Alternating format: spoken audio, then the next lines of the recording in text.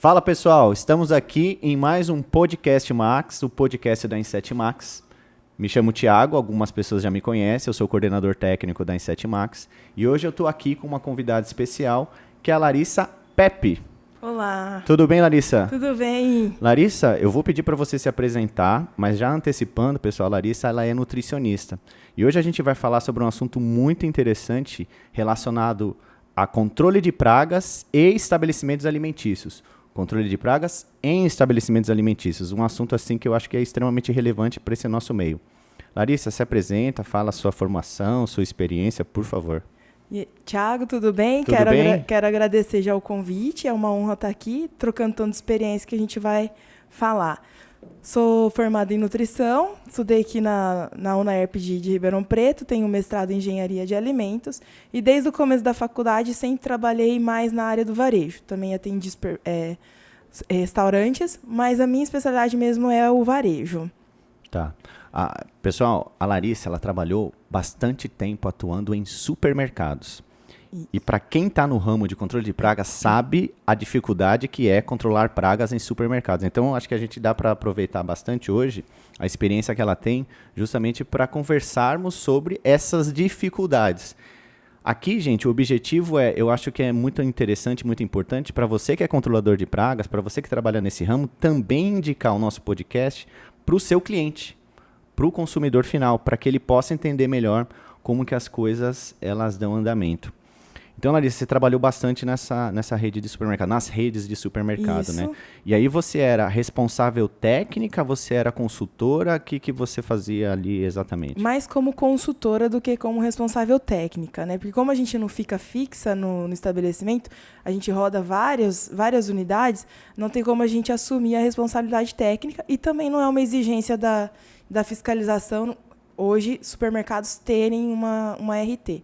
A não ser que a unidade tenha uma produção de rotisserie, de refeições, né, propriamente ditas, de consumo no local, um restaurante. Então, tem alguns supermercados que têm restaurantes dentro da sua unidade, então aí sim tem que ter um responsável técnico pela produção que vai responder por aquilo. Entendi.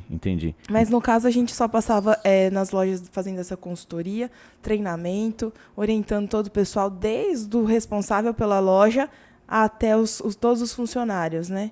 Tá, então, por exemplo, qualquer estabelecimento alimentício, restaurante, padaria, confeitaria, que faça a manipulação de alimento, existe a necessidade, é obrigatório a presença de um RT, de um responsável técnico. Assim, de assumir a responsabilidade técnica no papel, apenas os restaurantes que têm, vamos dizer assim... A fiscalização hoje ela não exige, a não ser que seja de um restaurante. Tá. Então, por exemplo, se você tem uma salgaderia, uma doceria, não é obrigatório. Mas, se eu fosse proprietária daquele local, eu com certeza iria procurar uma assistência, uma consultoria de um responsável técnico. Entendi. Sem realmente assumir a responsabilidade técnica no papel. Perfeito. Larissa, eu estou até aqui, em minhas mãos aqui, com uma RDC extremamente importante que eu costumo falar para o pessoal, que é a RDC 216. Isso. A gente até estava conversando antes, até grifei aqui, vou ler até para vocês, gente. Assim, a RDC 216 da Anvisa, ela dispõe sobre regulamento técnico de boas práticas para serviços de alimentação. Aqui no caso, Larissa, é uma resolução que serve como base para todo tipo de estabelecimento alimentício. Todo tipo. Inclusive, se a pessoa só vende o produto, ela vai e compra de uma distribuidora um biscoitinho, qualquer produto que é alimentício e revende, essa RDC se aplica a ela. Tá. Então, assim, desde a pessoa comprar e só vender o produto, sem nem ao menos manipular, e principalmente as pessoas que abrem, fracionam, manipulam ou produzem um alimento do zero. Então, essa RDC, ela se aplica a todos os estabelecimentos que têm alimento dentro. Legal. Pessoal, sabe que isso é interessante pelo seguinte. Nós estamos aqui para dar foco no controle de pragas em estabelecimentos alimentícios. E justamente nesse tipo de ambiente existe alta tendência a existir pragas, Sim. porque se trabalha com alimentos. Alimentos, gente, matéria orgânica, na sua grande maioria, serve justamente como fonte de atratividade para determinadas pragas. Por isso que é extremamente importante e obrigatório a realização de um controle de pragas nesses estabelecimentos. O controle de pragas, ele se baseia na resolução da RDC 52. Ok. O controlador de pragas, ele fica muito embasado em cima dessa resolução, mas eu acho que a partir do momento que o controlador de pragas ele tem que fazer um serviço no estabelecimento alimentício, ele tem que conhecer também a resolução do estabelecimento alimentício. E a Larissa acabou de nos dizer com muita clareza que a RDC 216 é a base para tudo isso. Inclusive, eu grifei aqui alguns tópicos, depois a gente vai discutindo, sobre o que dentro dessa RDC, o que cita justamente o controle integrado de pragas. Larissa, então a gente fez aqui uma rápida introdução, tem umas coisas que são bem interessantes para a gente conversar. Por exemplo, você é uma profissional de segurança alimentar. Sim. Porque você até tem um mestrado específico nesse sentido. Sim. Fala assim pra gente rapidamente, assim, qual é o risco que um estabelecimento alimentício pode apresentar para o seu cliente? Seja na manipulação, seja na comercialização, como você citou.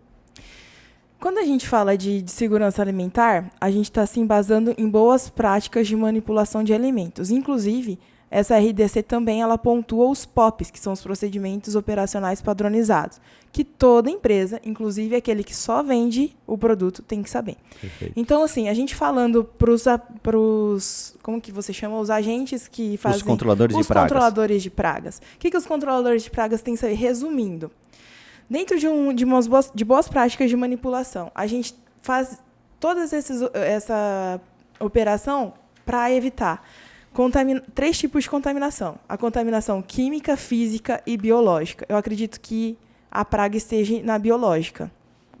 Exatamente. E dentro dessas 3, a gente inclui a contaminação cruzada. Então, vamos supor, a praga come aqui um moranguinho e vai lá no açougue comer a carne. Então, aí vamos dizer que é uma contaminação cruzada por insetos, vamos dizer assim, né? Exatamente. Então, assim, dentro desse conhecimento de evitar contaminação química, física ou biológica, a gente tem que ter todo o controle na manipulação do alimento, mas, se falando de controle de pragas, uma coisa assim que é essencial, tanto para os aplicadores, os controladores de pragas saberem, como para quem vai montar um estabelecimento ou para quem já tem, é o controle estrutural do local.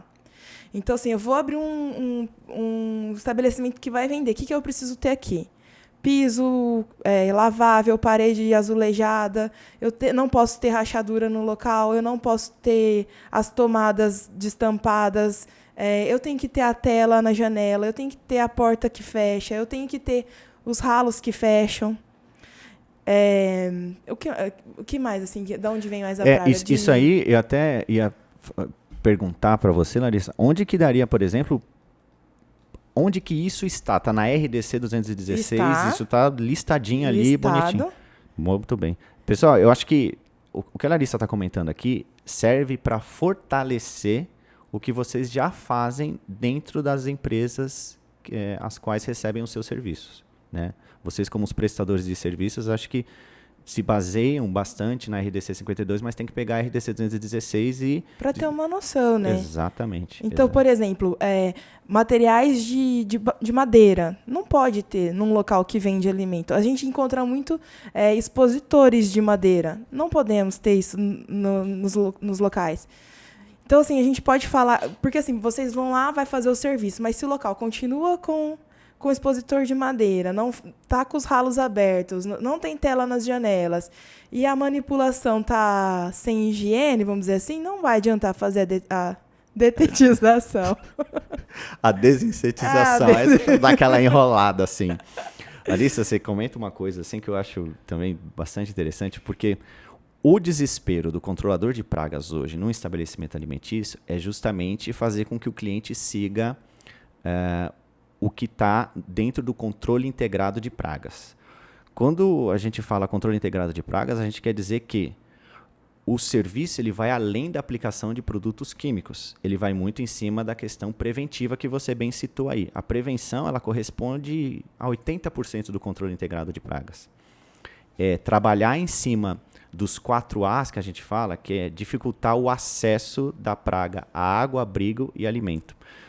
Você comentou das caixas de madeira, das prateleiras de madeira, do sistema de abre e fecha dos ralos, das tampas nas tomadas, de frestas e fendas, limpeza do estabelecimento. Isso tudo se torna um grande pesadelo para o controlador de pragas, mas eu acho importante que ele não passa isso apenas da boca para fora, ele não está inventando esse tipo de situação.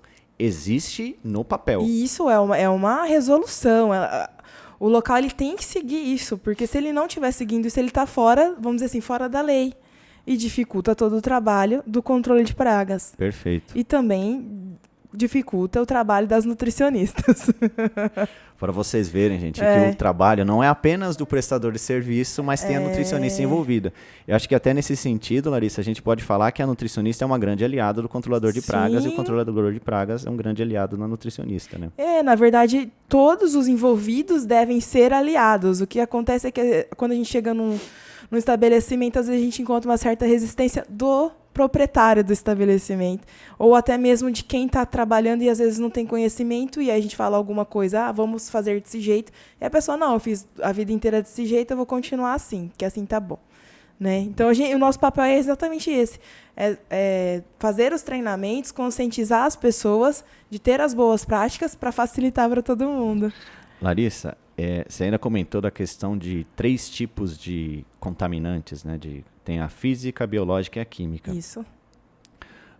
O controle de pragas teve um tempo onde, dentro dos estabelecimentos, eram utilizadas aquelas lâmpadas atrativas de moscas e alguns outros insetos voadores que davam um choque, estouravam. É proibido agora, né? Gente, ainda tem muita empresa trabalhando com esse tipo de material. Não pode. O que hoje é permitido são as armadilhas luminosas, atrativas, mas que tem adesivo, né? Isso. Exatamente. Porque aí você está evitando, no caso dessa que estoura, uma contaminação física, porque a lâmpada pode estourar e cair fragmentos físicos em vários locais, e biológico, né? Da mosca estourar num ponto e acabar dentro da sopa do cliente. Acaba, mas vai. E outro, então, mas aí agora a gente trocou pela que é adesiva. Mas se o responsável da manutenção não faz a troca desse adesivo, como é que a gente faz? Obrigado, viu, Larissa? O controlador de pragas, ele agradece demais isso. Demais. E por isso que a gente tem que todo mundo se aliar. Um outro local, assim, só para que eu lembrei aqui, deu um flash aqui. Sim, uma outra coisa que é extremamente importante para a gente controlar o acesso das pragas ao local é no recebimento das mercadorias. Ô, Larissa, vai falando, por favor, porque o pessoal vai até gravando. Então, eu vou contar assim, a minha primeira experiência com praga. Eu era novinha, né? Eu comecei a atender uma rede de supermercado muito boa, assim, ela é uma rede de referência de controle de qualidade. E aí eu fui lá, né, aprender como é que acompanhar o recebimento das mercadorias. E na época era fim de ano, era Natal e estava chegando aqueles pallets de uva. Sabe aquelas uvas verdonas, assim, que brilha? E aí o pessoal descia os pallets gigantescos, só com uva. E aí eles desciam na plataforma do caminhão, descia no carrinho hidráulico e punha no chão. Tá. Então, no que o funcionário, né, fez isso, colocou o carrinho com pallets em cima no chão, os funcionários que estavam lá no recebimento começaram a degustar a uva. E eu falei assim, gente, mas vocês vão comer a uva sem lavar? A chata, né? Vocês vão comer a uva sem lavar, porque tá contaminado, você não sabe de onde que veio, tava no CD, né? Vai saber o que tinha lá. Larga de ser chata e coisa e tal. E eu, nossa, né? Fiquei quieta, porque eu era novinha, né? Não fui discutir com os meninos que estavam lá há mais tempo. Mas pela minha sorte, o moço, quando tirou o carrinho hidráulico, o pallets bateu no chão, só foi barato para todo lado. E aí eu comecei a rir, falei, vai lá, gente, continua degustando. E aí, então, assim, é importantíssimo um local fazer o controle aí do recebimento das mercadorias. Fazer a pré-higienização, pré-limpeza, pré-seleção, para depois colocar para dentro de um supermercado. A gente está falando de supermercado, mas isso também acontece num restaurante, qualquer unidade produtora de alimento. Uma outra coisa que acontecia muito também nas redes de supermercado é que eles têm uma central de distribuição e, às vezes, nessa central de distribuição tem problema de pragas, principalmente com roedores. Tá. E aí, quando a gente recebe esse pallets, eu já peguei uma loja recém-inaugurada, não tinha problema nenhum de pragas, ela estava inteirinha blindada, vamos dizer, com todos os acessos fechados, tinham passado, já tinha licença de funcionamento, tudo perfeito. E aí, no primeiro mês, essa loja começou a ter problema com roedor. E aí, foi visualizado que quando esses pallets desse CD chegavam, quando tirava aquele plástico, os roedores saíam dos pallets. E aí, esse roedor entrava para dentro do estabelecimento. E aí, era uma praga para tirar, né? Isso aí, a gente até fala nos treinamentos de roedores, porque os roedores eles têm duas maneiras de fazer esse tipo de transporte. A ativa, que é quando a colônia chega num certo tipo de desenvolvimento, de maturidade, onde os filhotes já cresceram, estão se tornando adultos, que eles são expulsos pelos machos para formarem outras colônias, essa é a ativa. E tem a passiva, que você acabou de exemplificar muito bem, de como que um roedor sai de um ponto e acaba chegando em outro. De outra cidade, né? Vem de outra cidade. E você destacou bem aí que esse local, ele tinha toda a parte de manutenção, a prevenção estava ideal. A questão é justamente o recebimento da mercadoria. Isso acontece com muita frequência, até, Larissa, os controladores de pragas falam muito sobre isso, em um mês o ambiente está controlado, no mês seguinte, de repente, dá uma explosão populacional de Blatella germânica. Por quê? Porque provavelmente recebeu alguma mercadoria que veio com Blatella, com infestação. E aí vale destacar a importância que você ressaltou aqui sobre essa área de recebimento. Esse filtro, né? Porque você para ali, tem que passar para as caixas plásticas laváveis para dentro do estabelecimento, isso é necessário. Principalmente em restaurante. Em supermercado isso não acontece muito por conta do volume. Entendi. Mas se a gente está falando de um restaurante ou de, vamos dizer assim, pequenas empresas que agora deu um boom, né, de deliveries e tudo mais, é extremamente importante a gente ter a área de pré-higienização das mercadorias. Boa, área de pré-higienização. Gente, olha só, tá na RDC 216. A RDC não é uma lei, é uma resolução, mas nos ajuda bastante nesse sentido, né? É que tem alguns estabelecimentos alimentícios que fazem assim, Larissa. Mas aí eu vou ter que disponibilizar uma pessoa para fazer Até isso. Respirei fundo agora. Uma pessoa para fazer isso. Eu não recebo em apenas um momento a mercadoria, eu recebo ao longo do dia de vários fornecedores. Se eu parar um funcionário para fazer toda vez que eu recebo uma mercadoria, esse funcionário quase não trabalha não fazendo outra coisa. Eu escuto bem isso. Mas é algo que... essencial. É uma economia besta, vamos dizer assim. É uma economia boba. Você não investir nisso, depois você vai ter maiores problemas. Entende? Você até comentou sobre, antes da gente começar o nosso podcast aqui, sobre um local que foi fechado, é isso? Por causa de... É até importante isso, falar para os controladores que toda vez que ele vai atender um cliente, ele tem que deixar um documento que ele passou por lá, para registrar a visita dele, registrar quais pragas tinham lá, o que ele realizou, né, para aquilo, e as orientações que ele deixa. E sim, a gente já teve um problema com uma loja, né, de supermercado, que ela foi fechada por falta de documentação, inclusive por falta desse controle desse documento de controle de pragas. Eu já ia falar a palavra antiga. A dedetização. A dedetização. Porque quando a gente entra num supermercado, a gente vê toda a parte prática, mas a gente também vê a documentação, né? É uma das primeiras coisas que a gente faz. A gente até separa uma pastinha dos documentos de segurança alimentar. Então, aqui tem que ter o alvará, a licença, aqui tem que ter todas as ordens de serviço de controle de pragas, de higienização de caixa d'água, de controle de temperatura. Então, essa pastinha que a vigilância chegou, você já entrega para ela. Se você tem essa pastinha organizada, com todos os documentos, você entregar na mão de um fiscal, ele já vai te olhar de outro jeito. Olha aí, gente. Olha aí. E então, assim, é até legal que tem empresas de controle de pragas. Controle de pragas que disponibilizam uma pasta já personalizada para a guarda desses documentos. Isso mesmo. E é extremamente importante. Gente, foi comentada uma coisa aqui que é muito polêmica, que é a questão da documentação. O que em alguns casos, alguns fiscais exigem do estabelecimento alimentício? Cadê o adesivinho? O adesivinho. Gente, o adesivinho não é um documento formal. Não. A ordem de serviço é um documento formal que você citou aqui, onde vai ter os produtos que foram... Primeiro, os dados do cliente, os produtos que foram utilizados, as pragas que foram combatidas, as observações que o controlador de pragas fez. Por isso, gente, anotem, o S é para escrever, para justamente colocar todos, pontuar tudo que foi realizado lá, se tem algum problema ou não, se precisa corrigir algum problema ou não. E tem também, em alguns casos, o comprovante de execução de serviço. Mas também é tudo uma documentação sem o adesivinho. O adesivinho não é obrigatório, gente. O adesivinho é apenas um xodózinho. Isso não serve para comprovar Verdade. a execução do serviço. Fora que depois, né, o pessoal vai lavar os locais e esse adesivinho se desbota, a marcação do dia da, da limpeza da visita foi apagada. E, Larissa, você comentou aqui, a gente vai puxando uma coisa para outra. Você falou sobre a lavagem.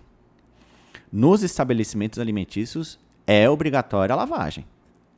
Você diz do quê? Da estrutura local, do local? Da manipulação e... Total. Até tem que fazer como é que a gente fala? Um planejamento de higienização. Então, por exemplo, como é que opera aquela unidade? Que horas que eu vou manipular o alimento? Que horas que eu vou vender? Então, dentro da sua programação aí de vendas e de manipulação, você já deixa pré-definido os horários que você vai fazer a higienização do local. E a gente fala de higienização, não é nem lavagem, né? Porque existe aí uma diferença de lavar com sanitização, que é a higienização. Falei alguma palavra antiga? Não. Nenhuma. Então, assim, tem que ter essa... Até porque...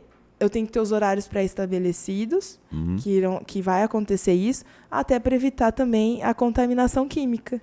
Muito bem. Você até citou a contaminação química que pode acontecer até mesmo pelo uso errôneo dos inseticidas. Sim. De repente, a aplicação em algum alimento, em algum tipo de utensílio, o qual não foi muito bem lavado, muito bem higienizado e pode causar uma contaminação química. Por isso que é até importante orientar o cliente... O estabelecimento alimentício, deixe todos os locais a serem tratados livres. É que a gente está comentando aqui um sonho, uma utopia. Mas é o que seria ideal. E tem um respaldo dentro de uma resolução. Tem, a gente não está inventando nada aqui. Não é o porque eu quero, nem porque você quer. Exatamente. É tudo baseado em leis, vamos dizer assim. E isso é muito importante. O estabelecimento saber da importância do controle de pragas e como que funciona para ele preparar o local para receber vocês, para realmente evitar esse tipo de contaminação. Porque, posso estar falando alguma besteira, mas vamos dizer assim, vocês usam, por exemplo, uma isca de roedor. Onde essa isca fica? Em cima da mesa ou debaixo da mesa? Tem aquelas... É um gelzinho, não sei, é um gelzinho de barata. Formiga, então, onde que vai aplicar? E as pessoas que estão trabalhando naquele local, ela tem que saber onde está aplicar, porque na hora que ela for lavar aquele local, ela tem que saber, para não jogar aquilo lá pro ralo, né?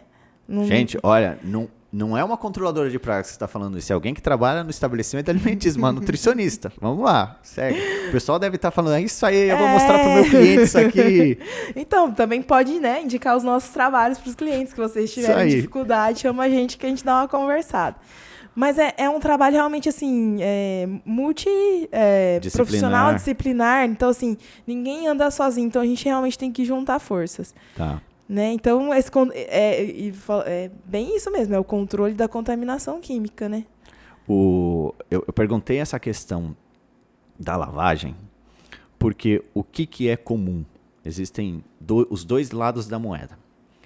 Tem o cliente que só faz a lavagem após o serviço, e tem aquele controlador de pragas que chega para o cliente e fala assim, não pode lavar por 3 dias. Ah, tá. E eu falo assim, tomem cuidado, isso serve para todo mundo, gente.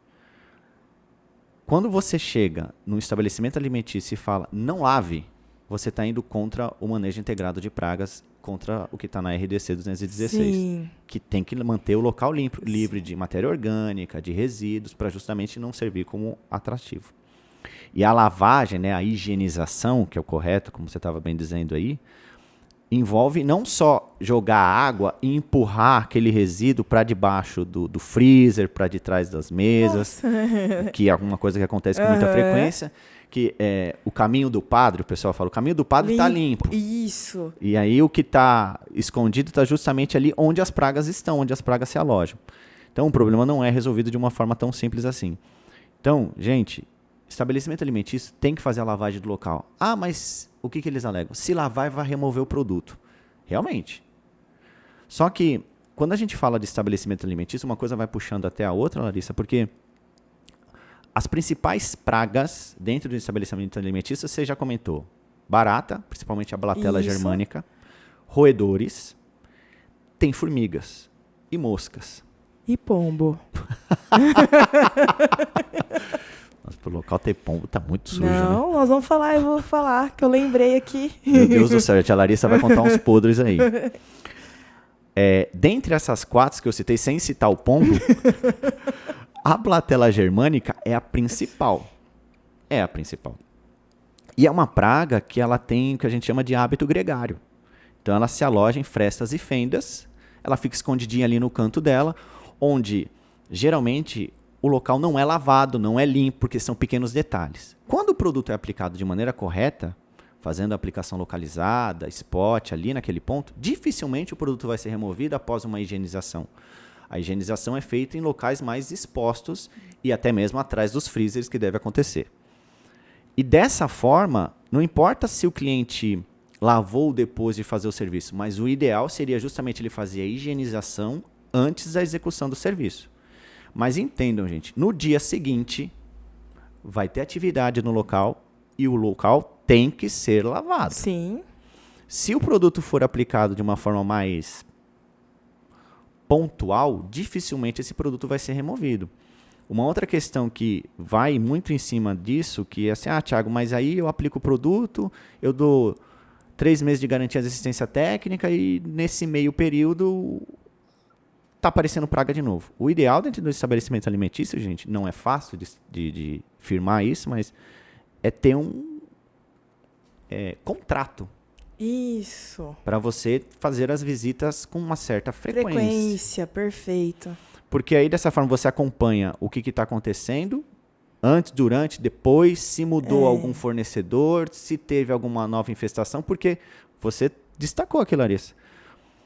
E o cliente sabe bem disso. Controlou. Daqui a pouco recebeu uma mercadoria, já era. Mas isso é muito...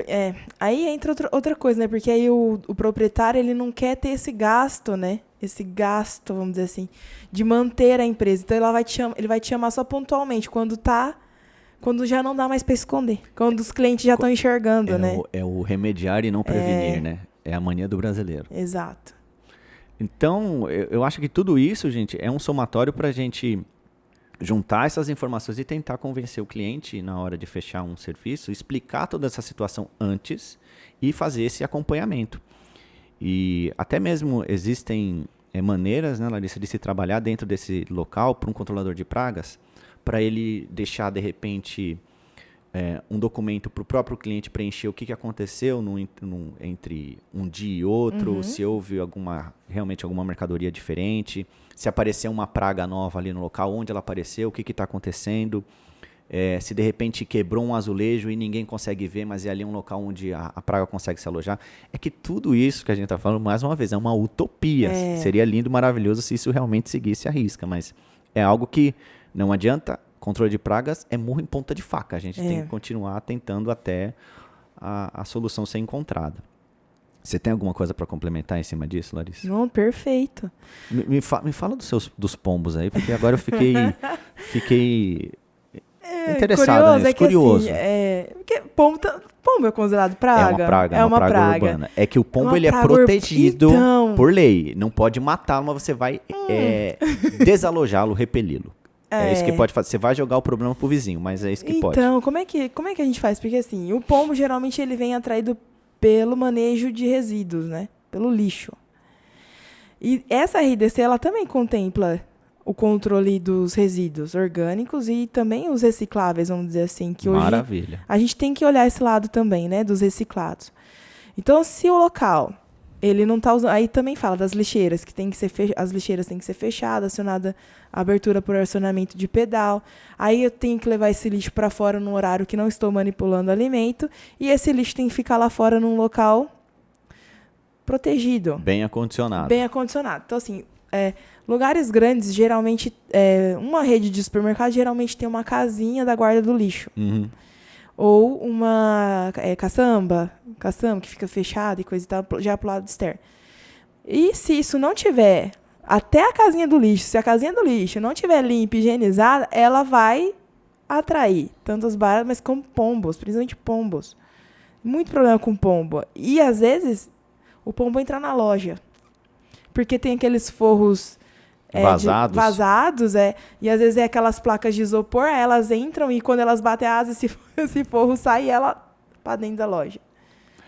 Gente, vocês estão vendo que uma coisa complementa a outra e muitas dessas coisas, muito do que está sendo falado aqui, vocês sabem disso. Mas é que o importante da gente estar fazendo esse podcast é justamente trazer uma profissional que atua também nessa área do outro lado, mas que quer nos ajudar. Essa questão do lixo, do bom acondicionamento do lixo, é interessante também porque, às vezes, a gente vai fazer uma visita ou outro, um acompanhamento de uma empresa de controle de pragas e a gente pergunta, como é que é a manipulação do lixo aqui?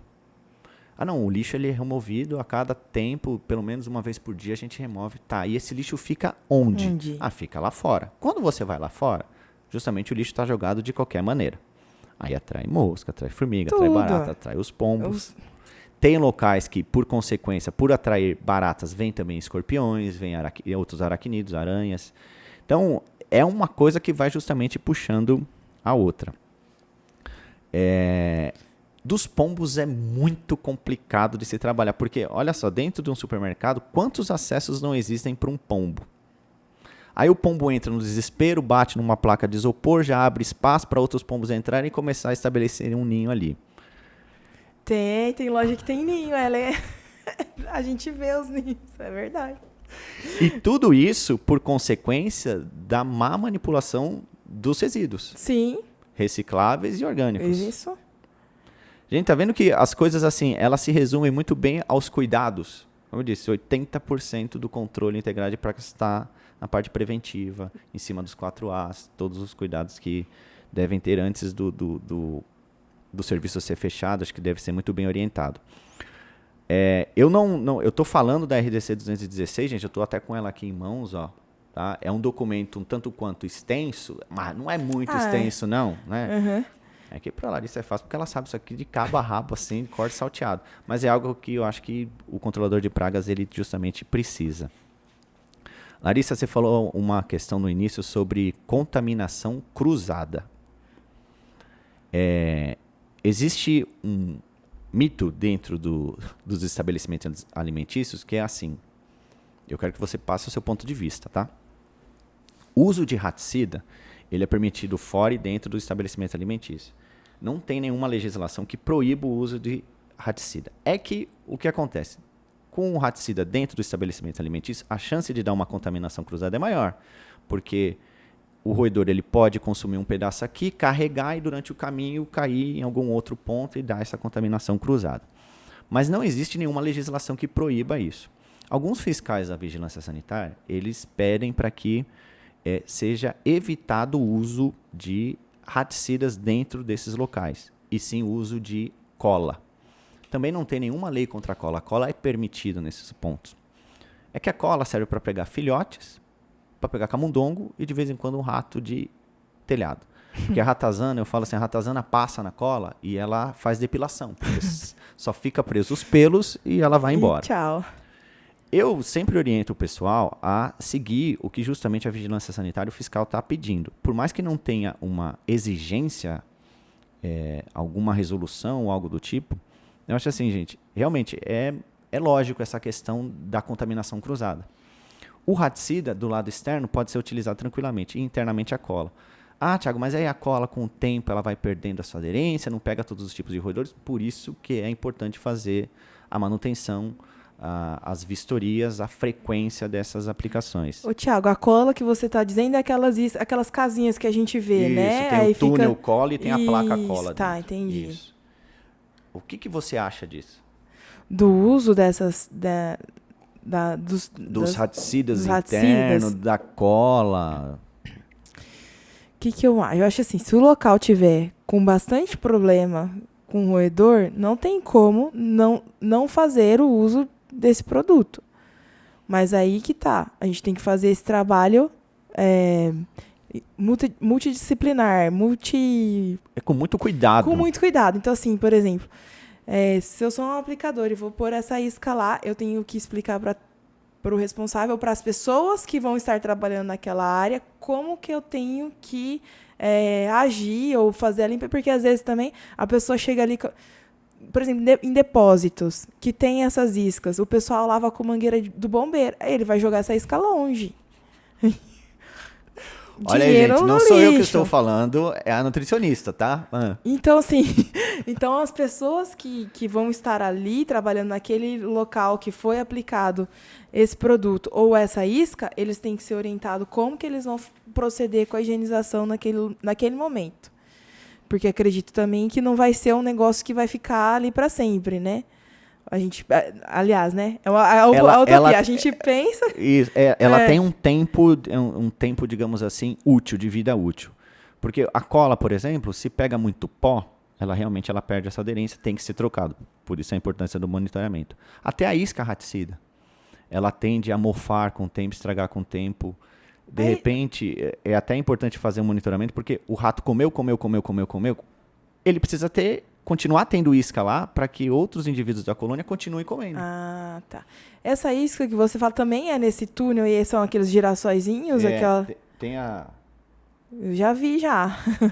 Esses são os porta-iscas. Ah, certo. É que os porta-iscas, eles são divididos em porta-iscas raticidas, onde você coloca a isca raticida, bloco extrusado, girassol, grãos especiais, pellet, isca fresca, tem vários tipos. Tem uma variedade. E tem o túnel cola, que é a placa que vai o túnel cola em cima. Os dois são ferramentas importantes para fazer o controle de roedores, principalmente em depósitos. Tá?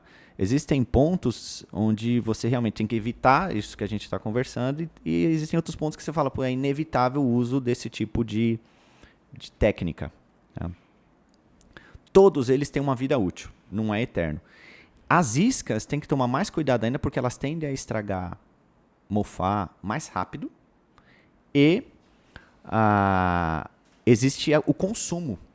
O roedor vai lá, come, ele vive em grupo, tem que voltar lá para repor para que todos os indivíduos da colônia tenham acesso a essa isca. Porque um vai avisando o outro ali? Porque um visita e fica com um rastro de roedor no caminho, sim. O outro vai seguindo e vai comendo. E tudo. Geralmente os submissos eles se aproximam primeiro, depois vão vindo os dominantes. E uma coisa... Não sabia que tinha essa hierarquia. Tem uma hierarquia tremenda dentro do grupo e tudo tem que ser reposto. Legal. Tudo. Porque o roedor ele come 10% do seu peso por dia.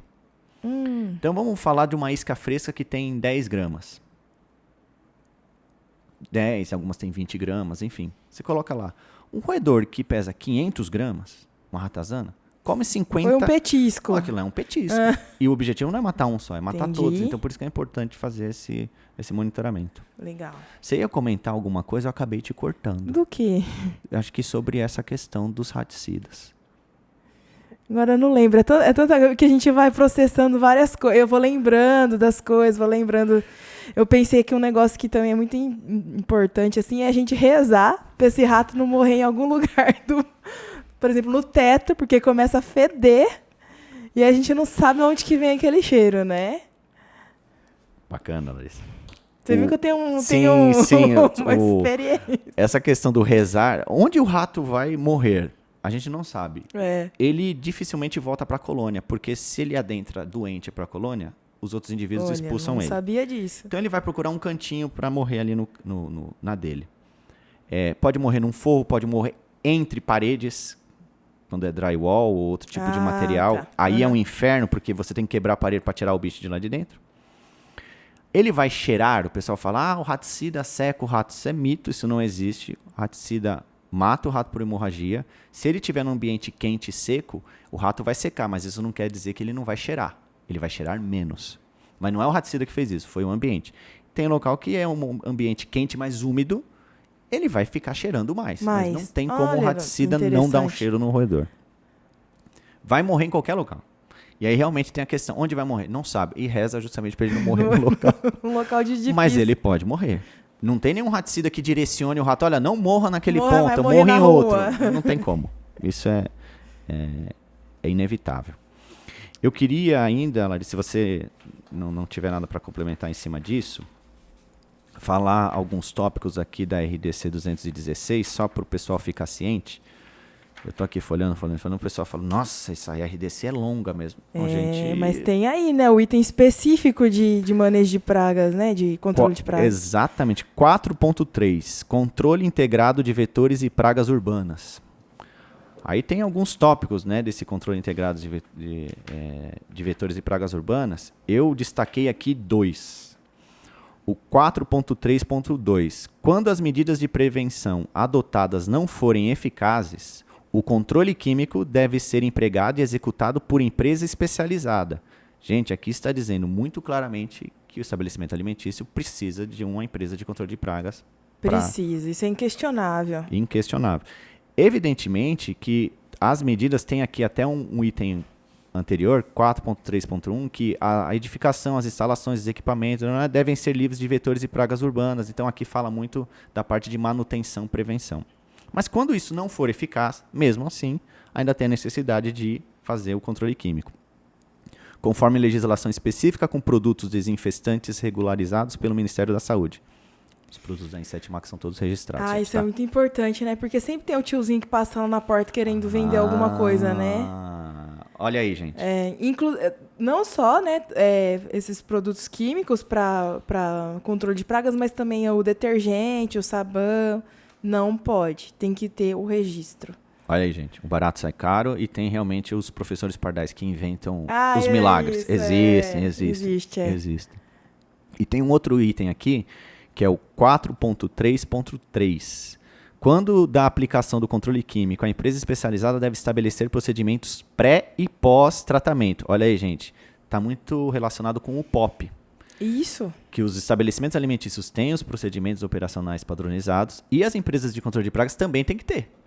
Perfeito. Um POP para área de manipulação de alimento, um POP para controle de bactéria germânica. Precisa, gente. É muito papel, muito documento. Isso é necessário. E é um diferencial, né? Completamente. A gente fala muito isso em alguns cursos que a gente oferece. Qual é o diferencial da tua empresa? Documentação. Você tem um padrão em cima daquilo. Porque é uma das características da prestação de serviço é essa variabilidade. Você trabalha com pessoas, cada um executa de um jeito. Só que quando você tem um padrão, olha, bactéria germânica vai se tratar assim. Pronto. Aí a empresa, o cliente da controladora de pragas, não vai falar, eu quero que Zezinho venha aqui, Luizinho venha aqui, não. Que faz desse jeito. Exatamente, porque a empresa acaba tendo um padrão. Isso é muito positivo e é um diferencial. A fim de evitar a contaminação dos alimentos, equipamentos e utensílios. Eu recebi esses dias, Larissa, um e-mail de um cliente que falou que o controlador de pragas, um cliente final, consumidor final, ele não usou o nosso produto, mas ele contratou uma empresa de controle de pragas que usou o nosso produto, que lavou o armário dele. Abriu, contaminou copo, abriu gaveta, contaminou talher, abriu outros armários, contaminou panela, enfim. Falamos, não precisa lavar não, porque o produto é seguro, enfim. Então, cuidado. Quando aplicável, os equipamentos e os utensílios, antes de serem reutilizados, devem ser higienizados para a remoção dos resíduos de produtos desinfestantes. Eu trabalhei num restaurante que tinha, a cada 3, assim, vamos dizer, uma vez por semestre, fazia a geralzona, né? Tá. Eu ia falar já de novo, a detetização geralzona. Ele tá rindo de mim, gente, porque detetização é uma palavra antiga. Mas tudo bem, eu não vou negar. Mas ainda é conhecida dessa forma, tá? Amplamente conhecida, é assim mesmo. Não vou negar os meus anos de vida, enfim. E aí, a gente preparava o restaurante, assim, de até ensacar todas as panelas, os equipamentos e coisa e tal. Uma outra coisa que eu queria já, assim, aproveitar para perguntar é que uma vez eu tive um problema muito sério com equipamento, com infestação de barata em um equipamento. E não era qualquer equipamento. Era um freezer expositor de congelados. Era impossível. era assim, a gente via, né, igual eu comentei contigo no começo, que a gente via a barata dentro do freezer andando no gelinho. Olha aí, gente. E assim, era um equipamento que frequentemente passava por controle de pragas, mas não tinha mais como. Como é que a gente faz? Barata, no caso, né? Barata. É Aquela pequenininha. a Blatella germânica. Isso. Inseto precisa... Ele não tem a capacidade de produzir calor. A gente fala animal pecilotérmico, sangue frio, enfim, exotérmico. Precisa da temperatura ambiente para se aquecer. Porque senão o metabolismo não funciona. É um bicho que acaba morrendo fácil. As baratas, elas têm um tempo de exposição à Blatella germânica muito curto da sua fresta e fenda. Ela vive 75% da vida delas escondida em frestas e fendas. Então se expõe, se alimenta e volta. Existem alguns já trabalhos sobre resistência e tolerância química e comportamental. Então, por exemplo, pelo fato de uma barata, estou dando um exemplo aqui, não estou dizendo que é exatamente isso. Tem barata que anda, por exemplo, na ponta das patas, não arrastando o abdômen na superfície. Não. Tem. Ela faz crossfit. Ela faz um crossfit, ela não se contamina, porque ela pode perceber que ali naquela superfície pode ter algo que danifique ela. Entendi. Então a exposição dela àquela superfície é muito baixa, muito pequena. Entendi. Pode ser o caso Dessas que andavam no que gelo. andavam na ponta do gelo. Só que elas saem, se expõem rapidamente e volta pro motor que é quentinho. Exatamente. Então é uma questão muito, muito rápida. O motor, ele tem que receber justamente um tratamento para evitar de ter essa proliferação, porque o motor está quentinho ali, está ótimo para elas. Existem empresas que utilizam pó-seco em motor, é uma formulação de inseticida que você aplica, só que eu acho um pouco complicado isso, porque pó-seco, se o motor para de funcionar, aliás, vão falar que foi o produto, foi o pó. E às vezes é falta de manutenção do equipamento. Eu acho que no motor, além de ter uma limpeza física, né, eu digo sem o uso de água, mas existem panos, essas coisas, também dá para usar um gel, dá para usar geralmente o gel para justamente tentar controlar aquele tipo de situação. Calor, o gel seca rápido, mas é uma necessidade. Só que para chegar nesse nível de infestação é porque falhou em algum ponto lá atrás na higienização. Tá muito feio, né? Pra estar num negócio... Tá muito feio. Então, todos esses cuidados a gente tem que tomar porque existem situações onde é muito mais difícil de controlar. Geladeiras. Tem Blatella em geladeira. Mas por quê? Porque na geladeira tem a porta com aquela borracha que é um isolante térmico.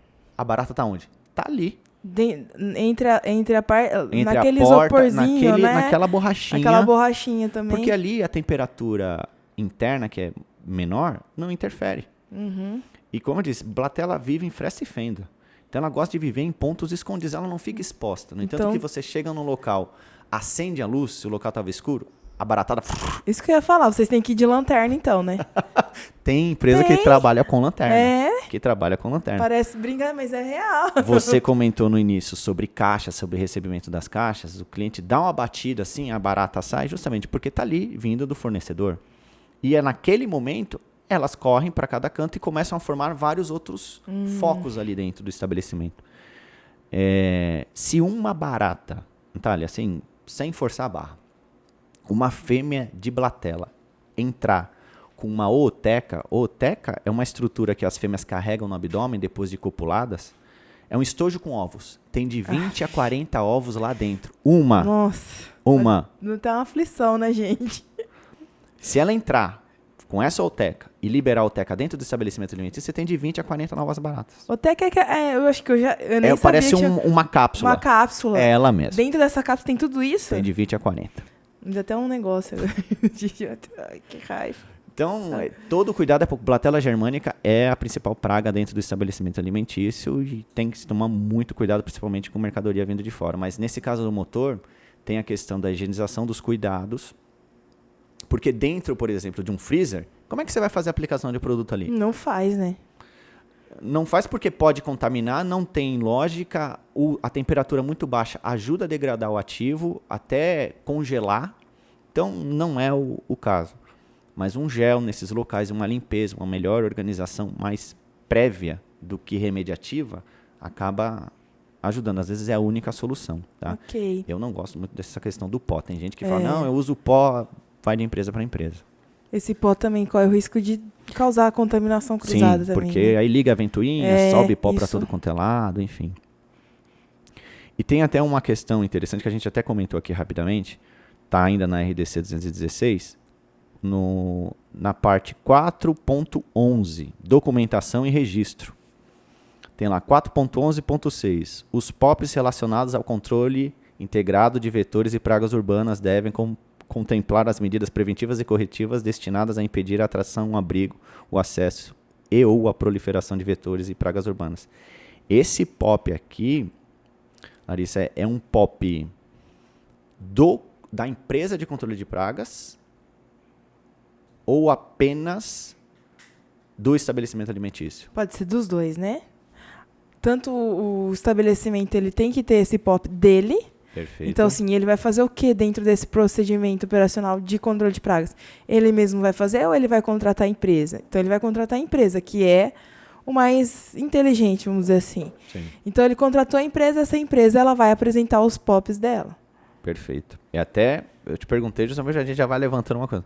No caso da adoção de controle químico, o estabelecimento deve apresentar comprovante de execução de serviço fornecido pela empresa especializada contratada. Até a gente olha, o estabelecimento que vende os alimentos, ele tem que ter a licença.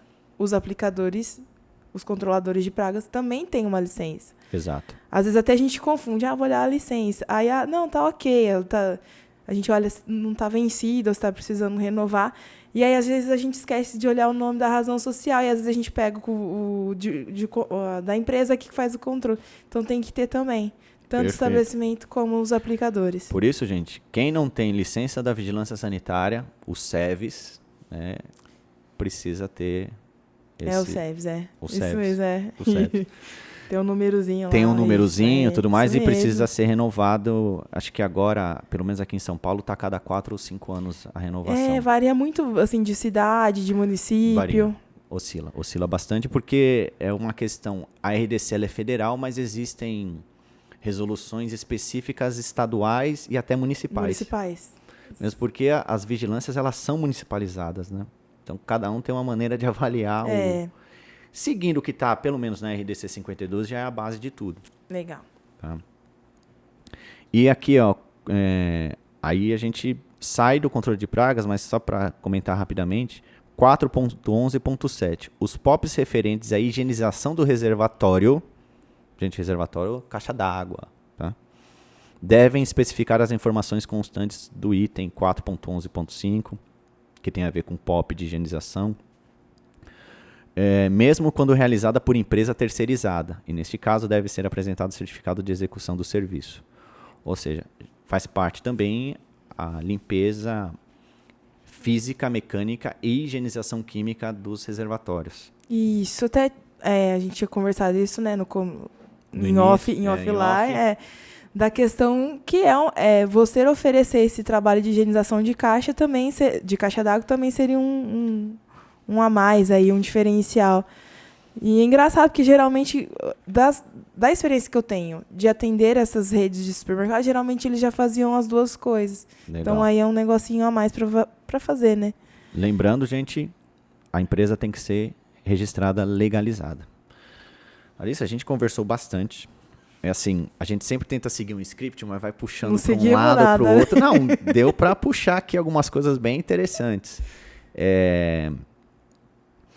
Até uma das coisas que a gente comentou aqui, mas só para dar um reforço, estabelecimentos alimentícios a gente fala de uma maneira geral, né? Um açougue pode ser considerado um estabelecimento alimentício, uma confeitaria, uma padaria, um restaurante, um local que só vende doce, enfim, esse tipo de coisa. Hoje está muito em alta os deliveries, né? Igual a gente comentou. Então, por exemplo, hoje tem deliveries específicos de um produto só, cookies. Lá também. Tem que seguir a RDC 216. Tem que seguir. Tá. Qualquer manipulação, qualquer alimento, tem que seguir. Tem praga que é mais recorrente em açougue, por exemplo. Mosca é muito comum. Num estabelecimento alimentício, num restaurante, barata é mais comum. Em alguns depósitos, roedores é mais comum. E pombos, que você muito bem citou. Escorpião é mais difícil de ver, né? Sim. Engraçado. Sim. A não ser que tenha uma alta infestação de barata de esgoto, aí uma coisa pode puxar a outra, tá. depende da região. Ok. Mas eu acho que era isso que a gente tinha para conversar. Evidentemente que é um assunto que pode se prolongar para outras vertentes aí, mas eu acho que a gente conseguiu conversar bem, viu, Larissa? Gostou, sim? Muito bom, muito bacana Tem ter a assunto, experiência, né? Tem muita. É bacana você justamente falar isso para fortalecer esse ramo, esse meio. Então, eu acho que vale muito a pena o pessoal ver esse podcast, rever, começar a acompanhar com mais frequência os nossos podcasts, porque eles são relevantes principalmente para os profissionais de controle de pragas. Larissa, eu gostaria muito de te agradecer. Você tem mais alguma coisa para falar antes de eu finalizar aqui? Não dá nem abertura. Não, eu queria agradecer e dizer que realmente estamos aí para trabalharmos juntos. E se alguém depois tiver alguma dúvida, pode procurar a gente, que eu ajudo, respondo o que eu souber. A gente Legal. pode... Você compartilhar essas suas experiências, esse seu conhecimento conosco, ajuda bastante, ajuda muito o controlador de pragas. Então, mais uma vez, obrigado. Eu gostaria aqui, pessoal, de já finalizar o nosso podcast Max, o podcast da Inset Max, com mais um tema relevante. E fiquem atentos aí às nossas redes sociais, ao YouTube, que a gente está sempre inovando aí, trazendo novas informações. Beleza, pessoal? Valeu, viu, gente? Um grande abraço. Até mais. Obrigado, Larissa. Eu que agradeço, aprendi muito hoje, viu? Obrigadão. Valeu.